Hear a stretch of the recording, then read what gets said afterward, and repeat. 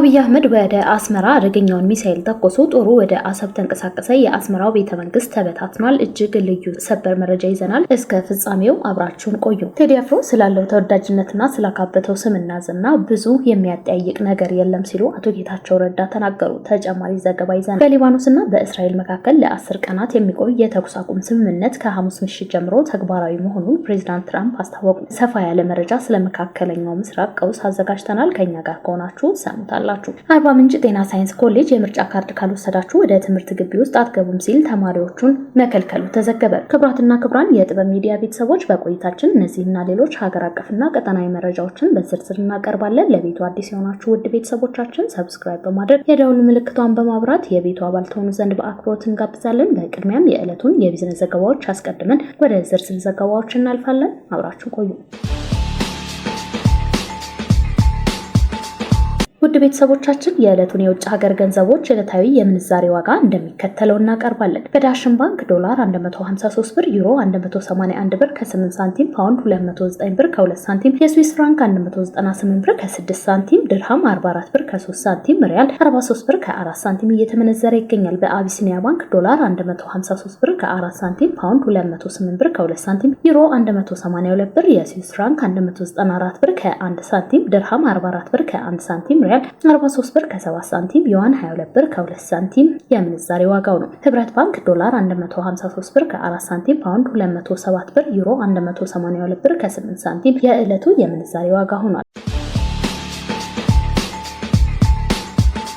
ቴዲ አፍሮ ስላለው ተወዳጅነትና ስላካበተው ስምና ዝና ብዙ የሚያጠያይቅ ነገር የለም ሲሉ አቶ ጌታቸው ረዳ ተናገሩ። ቴዎድሮስ ካሳሁን ወይም ቴዲ አፍሮ በኢትዮጵያ የኪነ ጥበብ ታሪክ ውስጥ ስላለው ጉልህ ስፍራና ተወዳጅነት ብዙዎች ይስማማሉ። በአንድ ወቅት የጠቅላይ ሚኒስትሩ የምስራቅ አፍሪካ ጉዳዮች አማካሪ ሚኒስትር አቶ ጌታቸው ረዳ በአዲስ ነገር ጋዜጣ ላይ ስለ ቴዲ አፍሮ የሰጡት ይህ እውነተኛና ሚዛናዊ ምስክርነት የጥበበኛው ከፍታ ቁልጭ አድርጎ የሚያሳይ ነው። አማካሪ ሚኒስትሩ አቶ ጌታቸው ቴዲ አፍሮ ስላለው ተወዳጅነትና ስላካበተው ስምና ዝና ብዙ የሚያጠያይቅ ነገር ይኖራል ብዬ አልገምትም። በእርግጥ በአጭር ጊዜ ውስጥ ባደረገው የግል ጥረትና አሁን ያለበት ደረጃ ላይ የደረሰ ነው። ለሌሎች በመሰል ሙያ ላይ የመሳተፍ ዝንባሌ ላላቸው ወጣቶች ሊያስተላልፈው የሚችለው በርካታ ቁም ነገር እንዳለውም አይካድም ብለዋል። አቶ ጌታቸው በዚህ ረገድ የብዙ ሰዎች አርአያ ወይም ሮል ሞዴል ለመሆን ስለመቻሉም በእርግጠኝነት መናገር ይቻላል የሚል አድናቆት አዘል ምስክርነቱን ሰጥተውታል። አቶ ጌታቸው እንዳሉትም አንድ የጥበብ ሰው በራሱ ጥረት፣ ትጋትና ተሰጥኦ የትውልድ አርአያ መሆን እንደሚችል ቴዲ አፍሮ ህያው ማሳያ ነው ብለዋል። አርባ ምንጭ ጤና ሳይንስ ኮሌጅ የምርጫ ካርድ ካልወሰዳችሁ ወደ ትምህርት ቅጥር ግቢ ውስጥ አትገቡም ሲል ተማሪዎችን መከልከሉ ተዘገበ። በደቡብ ኢትዮጵያ ክልል የአርባ ምንጭ ጤና ሳይንስ ኮሌጅ የምርጫ ካርድ ካልወሰዳችሁ ወደ ትምህርት ግቢ ውስጥ አትገቡም በማለት ተማሪዎች መንገላታታቸው ተገልጿል። ምርጫ በግዴታ የሚሆን ነገር አይደለም። የፈለገው የሚመርጥ ያልፈለገው ደግሞ መምረጥ፣ ካርድ መውሰድ አለመውሰድ የሚቻልበት ነው ያሉት ተማሪዎቹ ተማሪ እንዳይማር ተደርጎ ከትምህርት ገበታ በማስቀረት ከግቢዎች በማስወጣት እንዳይማሩ ማድረግ ፍጹም ህገወጥ ተግባር ነው ብለዋል። ኢትዮጵያ ውስጥ ጤና ባለሙያ እንዲሁም በትምህርት ጤና ላይ የተሰማሩ አስፈላጊ የሆኑ ጥያቄዎች በአግባቡ ባልተመለሱበት ሁኔታ ተማሪዎችን በግድ ምረጡ ማለት የተገቢነት ጥያቄ አንስተዋል።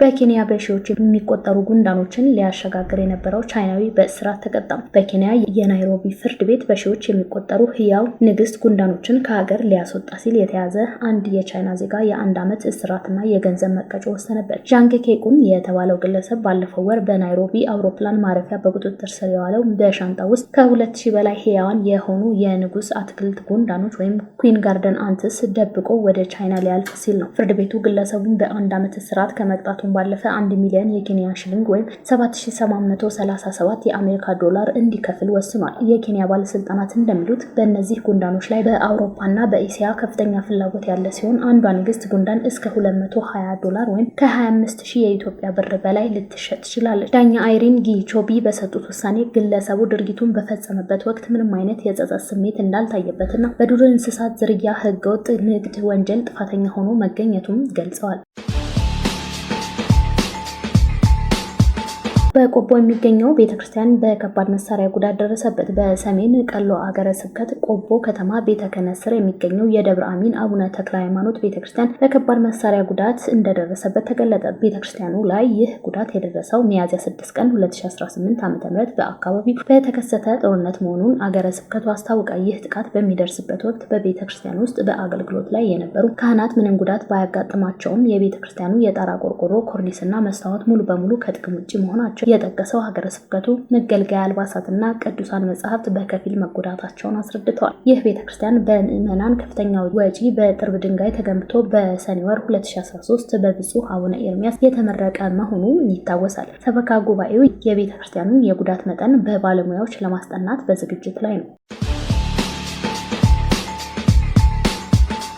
ጠቅላይ ሚኒስትር አብይ አህመድ ኢትዮጵያ የባህር በር ባለቤት ካልሆነች ቀጠናው ሰላም አያገኝም ሲሉ አስጠነቀቁ። ጠቅላይ ሚኒስትር አብይ አህመድ የኢትዮጵያ የባህር በር ባለቤትነት ጉዳይ ከሀገሪቱ እድገት ባለፈ ለቀጠናው ሰላምና ደህንነት ወሳኝ መሆኑን የገለጹ ሲሆን ኢትዮጵያ የባህር በር ባለቤት ካልሆነች አታድግም፣ ሰፈሩም አይለወጥም፣ ሰላምም ቢሆን አይገኝም ያሉት አብይ የዓለም ንግድ ስርዓትን ይስተጓጎላል ሲሉም አስጠነቀቁ። በሁለት ክፍል ተሰናብቶ ለሁለት ተከታታይ ቀናት ለመንግስት ቅርበት ባላቸው መገናኛ ብዙሃን ሁሉ በተመሳሳይ ሰዓት ላለፈ ቆይታቸው እንዳስገነዘቡት ወደ ኢትዮጵያ የሚገቡ ምርቶች በባህር በር እጦት ምክንያት ከጎረቤት ሀገራት እስከ 30 በመቶ የሚደርስ ተጨማሪ ዋጋ እንደሚጣልባቸው፣ የሎጂስቲክስ ቅልጥፍናም እንቅፋትን በተመሳሳይ ከፍተኛ እንደሆነ ጠቅሰዋል። አብይ ትናንት ምሽት በተሰራጨው ቆይታቸው የሆርሙዝን ጉዳይ ያነሱ ሲሆን የባህር በርን ከወሽመጡ ጋር በማንሳት አብራርተዋል። በሎጂስቲክስ ዘርፍ ደግሞ ባህር በር ካላቸው ጎረቤት ሀገራት አንጻር ሲታይ ከ50 እስከ 100 በመቶ የዋጋ ልዩነት እንዳለው አንስተዋል። ኢትዮጵያ የባህር በር ባለቤት ካልሆነች አታድግም። ይህ ብቻ ሳይሆን ሰፈሩ አይለወጥም፣ ሰፈሩም ሰላም አያገኝም፣ የዓለም ንግድም ይስተጓጎላል ብለዋል። ጠቅላይ ሚኒስትሩ ችግሩን በድርድርና ሁሉን አሸናፊ በሚያደርግ መንገድ መፍታት ካልተቻለ መላው የአፍሪካ ቀንድ አካባቢ ሰላም እንደማያገኝ አስጠንቅቀዋል። ከዚህ ቀደም የባህር በር ባለቤት የነበረች ኢትዮጵያ አሁን ላይ በዚህ እጦት ሳቢያ በየቀኑ በዜጎቿ ኑሮ ላይ ተጨማሪ ወጪ እየደረሰባት መሆኑን ጠቅሰዋል። ይህንን ወሳኝ ጉዳይ ነው ጎረቤቶቻችን ሆነ ዓለምም ማሰብ ያለበት ብለዋል። ኢትዮጵያ የሚያህል በዓለም 10ኛ ሕዝብ ቁጥር ብዛት የያዘና በዘመናት መካከል የወደብ አልቦነት ችግር ያልነበረበት ሀገር በቀላሉ በንግድ ሕግ በንግግር በሰጥቶ መቀበል መርህ መሰረት ባህር በር ማግኘት ይቻላል ያሉት ጠቅላይ ሚኒስትሩ ከምጽዋ ጫፍ እስከ መቃዲሾ ቀንድ ጫፍ 5000 ኪሎ ሜትር ብዙ ሀብት ያለባት ቦታ ላይ በክፋት ባለመነጋገር በሰጥቶ መቀበል መርህ ባለማመን አብሮ የኖረ ለማድረግ ባለመዘጋጀት አንዳችን ለአንዳችን ጥፋት እንድንሆን በሚመቻች መንገድ ለመሄድ በማሰብ ብቻ ኢትዮጵያ የባህር በር አልቦ አድርጎ መቀጠል በየትኛውም ዘመን አዋጭ አይደለም ብለዋል። ጉዳዩ ቀጠናዊ ብቻ ሳይሆን ዓለም አቀፋዊ ትኩረት የሚጠይቅ መሆኑን ያነሱት ጠቅላይ ሚኒስትሩ እንደ ኢትዮጵያ ያሉ ሀገራት ከጉዳዩ ቁጥጥር ውጭ እየሆኑ ከሄዱ ትናንሽ ሀገራት ሰላምን ማስጠበቅ ስለማይችሉ አደጋ እንደሚያመጣ አመላክተዋል። በሁለቱም ሀገራት ድንበር የሁለቱም ሀገራት ጦር ተፋጦ በሚገኝበት ሁኔታ የጠቅላዩ ንግግር በኤርትራ በኩል ከፍተኛ መሸበርን ፈጥሯል። ከ4 ኪሎ የተሰማው ይህ ቁርጥ ያለ አቋም ጦርነቱ አይቀሬ መሆኑን ግልጽ ተደርጎ ተወስዷል። አብይ አህመድ የተናገሩት እጅግ መሪር ያለ ንግግር ወደ አስመራ የተተኮሰ አደገኛ ሚሳኤልም ተደርጎም ተቆጥሯል።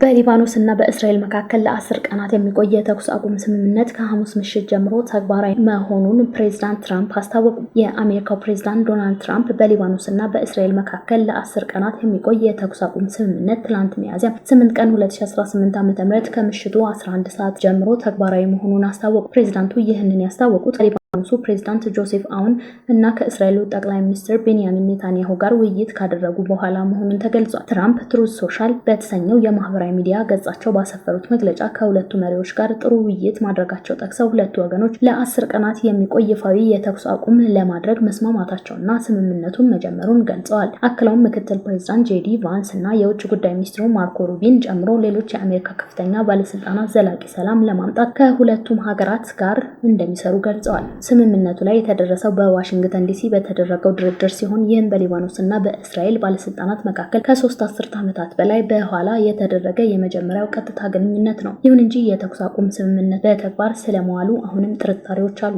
የሂዝቦላ የፓርላማ አባል ሐሰን ፋድላላ ለአልጀዚራ እንደገለጹት የቡድኑ ቁርጠኝነት የሚወስነው እስራኤል ሁሉንም አይነት የጥቃት ድርጊቶች ስታቆም ብቻ መሆኑን ተናግረዋል። አክለውም ቡድኑ በቤይሩት ከሚገኙት የኢራን አምባሳደር ስለ አጭር ጊዜ የተኩስ አቁም ስምምነት መረጃ ደርሶት እንደነበር ገልጸዋል። ሌላ ስማቸው ያልተጠቀሰ ከፍተኛ የሂዝቦላህ ምንጭ ለአልጀዚራ በሰጡት ተጨማሪ መረጃ ማንኛውም ስምምነት እስራኤል በሊባኖስ ግዛት ውስጥ ያለ ገደብ ወታደራዊ እንቅስቃሴ እንድታደርግ መፍቀድ እንደሌለበት አስጠንቅቀዋል። የእስራኤል ወረራ እስካለ ድረስ ሀገሪቱ የመከላከል መብት እንዳላትም አጽንኦት ሰጥተዋል። እስራኤል በሊባኖስ ለተከታታይ ሳምንት ባካሄደችው አስከፊ ወታደራዊ ጥቃቶች ሳቢያም የሟቾች ቁጥር 2196 መድረሱንና 7185 ሰዎች መቁሰላቸውን የሊባኖስ ብሔራዊ የዜና ወኪል ዘግቧል። ይህም የቁም ስምምነት ከመጀመሩ በፊት የደረሰውን ሰብአዊ ቀውስ መጠን ያሳያል።